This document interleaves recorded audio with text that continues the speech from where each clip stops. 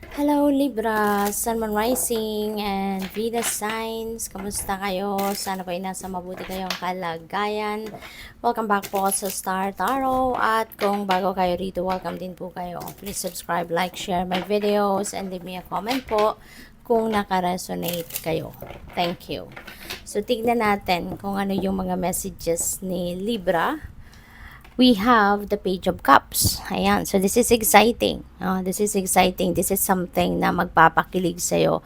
Maaring may balita, impormasyon na dadating dito na talagang kikiliti sa'yo. You will be smiling talaga, no? So, this is a fresh feeling, no, na mararamdaman ninyo. Maaring yung balitang ito something na baka related sa love life, no? Baka, lalo kung single pa kayo, baka meron ditong nagpapalipad hangin, merong manliligaw, merong nagko-compliment sa inyo, something like that, no? Possible din na ang iba sa inyo rito is receiving news or receiving uh, mga siguro, mga tip, no? Para sa trabaho. Baka kayo ay naghahanap ng trabaho, baka kayo ay naghahanap ng extrang mapagkakakitaan, side hustle, mga ganon. So, baka meron dumating na tip para sa inyo, no? Na merong pwedeng applyan, yung ganon, or baka nagbukas na yung pangarap mong, posisyon sa opisina or sa kung saan mang kumpanya, yung ganon. So, yun ang napipick up ko dyan. At saka, baka merong invitation, no? Baka merong invitation dito para sa iyo sa mga okasyon, no? Celebration, ganon. So, we also have the Four of Pentacles. Ayan. So, this is about saving money. This is a reminder para sa iyo, Libra, na it's about time na for you to start saving money. It's about time na for you to take charge of your money. Kasi po pwede rin na ang iba sa inyo, hindi kayo yung humahawak ng inyong pera.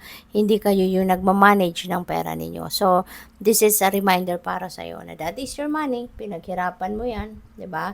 You work hard for that. Kaya dapat lang na ikaw lang sana din ang magmamanage nito. No? And you need to be aware of kung saan napupunta yung pera, 'di ba? Yung in and out of money. So kailangang na ma-manage mo siya. Okay? So what else? We have the Star pero in reverse. Maaari ang iba sa inyo is losing direction, no? Baka naguguluhan ng iba sa inyo kung saan kayo dapat pumunta, where you are heading, ano ang direksyon na tatahakin mo sa ngayon sa buhay, sa pagdating sa paghahanap ng trabaho, pagdating sa relasyon, sa pamilya, 'di ba? So baka meron ditong negative thinking na nangyayari sa inyo, Libra, kaya maybe you are becoming confused. Okay? So tingnan natin kung ano pa ang mga mensahe sa iyo. And before I go on, I would like to say hi muna and shout out muna sa ating beloved channel member na si At Maria Yui 3981. Maraming salamat po for your support sa aking channel. So what else? We have nothing will come of this situation. Okay? So, ang iba siguro sa inyo rito, baka nag-iisip, no? Or baka yun ang pumapasok sa isip ninyo. Because maybe yun din ang talaga ang nararamdaman ninyo na parang despite all the effort that you are doing, despite all the time, effort, and energy na nilalagay ninyo into something na ginagawa ninyo, parang hindi ninyo nasisilip man lang, no? Or hindi ninyo naaaninag ang resulta nito. You know? Parang ganon. Parang, siguro in a way, parang nawawala na kayo ng pag-asa. Something like that. Kasi, parang marami na kayong ginawa, marami na kayong ginugol na oras, panahon, atensyon, pera, resources, 'di ba? Pero walang nangyayari.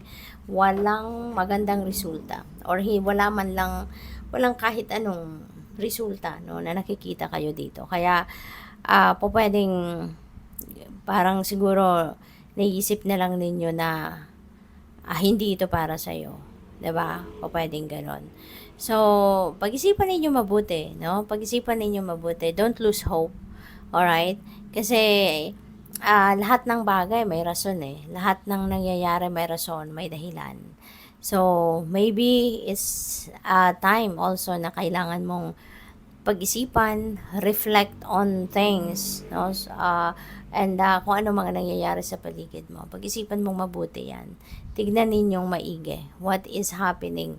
Diba? Ano na ang nagawa mo? Kasi baka yung mga ginagawa mo, then yung mga actions mo, maybe is not in alignment with your thoughts, 'di ba? So pwedeng ganun din 'yun. Kaya hindi sumasakto ang mga kaganapan. So tignan niyo mabuti so that you'll be able to figure out, 'di ba, where you are heading na or ano na yung mga dapat mong gawin, 'di ba? So time to contemplate, no? We also have communication is key. Baka, 'di ba? Sa mga ginagawa ninyo, baka kailangan mong makipag-usap ng maayos, ng mabuti. Maybe there is a need for you to communicate clearly, honestly, and effectively para maintindihan din kayo ng mga taong involved dito. 'Di ba? Baka kasi hindi kayo nagkakaintindihan ng mga kausap ninyo. Baka iba yung akala nila sa gusto mo, 'di ba? So po pwedeng may mga ganon. Kaya po pwedeng hindi kayo nagkakaintindihan. Po pwedeng kaya hindi kayo ah, hindi in sync, kumbaga, ang mga ginagawa ninyo, right? So, balance spirituality and practicality. Ayan. You also need to bring the balance back in your life, you know?